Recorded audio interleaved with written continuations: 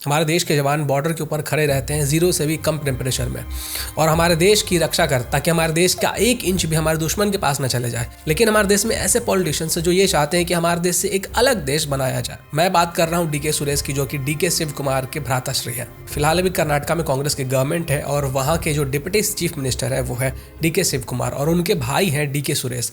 और इनका कहना है कि जो नॉर्थ इंडियन स्टेट्स होते हैं उनको ज़्यादा पैसा मिलता है, हमें कम पैसा मिलता है, जबकि साउथ इंडियन स्टेट्स ज़्यादा टैक्स पे करते हैं और नॉर्थ इंडियन स्टेट्स कम टैक्स पे करते हैं। और अगर ऐसा ही चलता रहा तो हम लोग एक अलग कंट्री की डिमांड कर सकते हैं। उत्तर ಭಾರತದ ಕಡೆ ಎತ್ಕೊಂಡೋಗಿ ಹಂಚ್ತಾ ಇರ್ತಕ್ಕಂಥದ್ದು ಕಾಣ್ತಾ ಇದ್ದೇವೆ।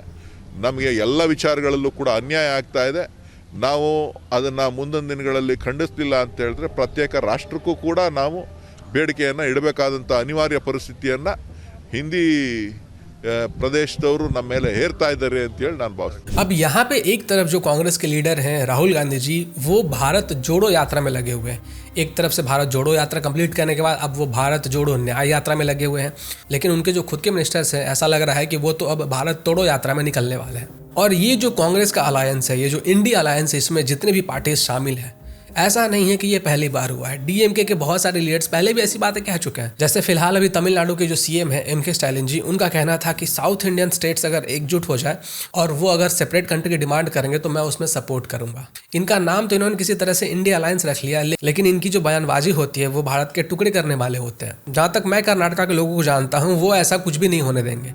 ना वो ऐसा कभी सोचते हैं, ना वो ऐसा चाहते हैं। कुछ लोगों के कारण ये जो पूरे कर्नाटका की इमेज खराब की जाती है कुछ पॉलिटिशियंस के द्वारा, इसके ऊपर इलेक्शंस में कन्नडिगा जो है वो आई थिंक की आवाज़ उठाएंगे और बिफिटिंग रिप्लाई भी देंगे। कांग्रेस का इतिहास रहा है कि वो नॉर्थ और साउथ करते आए हैं, इसमें कोई नई बात नहीं है। कभी ये लोग लैंग्वेज को लेकर लोगों को आपस में लड़वाते हैं, कभी ये लोग नॉर्थ और साउथ करके लोगों को लड़वाते हैं। राहुल गांधी जी ने ये जो भारत जोड़ो यात्रा पहले कंप्लीट किया और उसके बाद अब जो भारत न्याय यात्रा इन्होंने शुरू किया हुआ है, इसके ऊपर मैं राहुल गांधी जी को एक ही बात कहना चाहूँगा कि राहुल जी, हमारा जो देश है ना, वो टूटा हुआ नहीं है कि आप उसको जोड़ने की कोशिश कर रहे हो। इनफैक्ट आपके जो मिनिस्टर्स हैं ना, वही हमारे जुड़े हुए देश को तोड़ने की कोशिश कर रहे हैं। डिवाइड एंड रूल की पॉलिसी खेल रहा है। कभी नॉर्थ एंड साउथ के ऊपर पॉलिटिक्स करके देश को तोड़ने की कोशिश करते हैं, तो कभी लैंग्वेज के ऊपर देश को तोड़ने की कोशिश करते हैं। तो राहुल जी प्लीज, आप ये जो यात्रा चला रहे हैं ना, इसका नाम बदल के आप कुछ और कर दो। बाकी पूरे भारत को पता है कि कौन सा परिवार हमारे भारत देश को तोड़ने में लगा हुआ था और कौन हमारे देश को जोड़ने में लगा हुआ था। किस खानदान की वजह से हमारे देश में पार्टीशन हुआ, किस खानदान की वजह से हजारों करोड़ों लोगों की जान गई, किस खानदान की वजह से हजारों लोग बेघर हो गए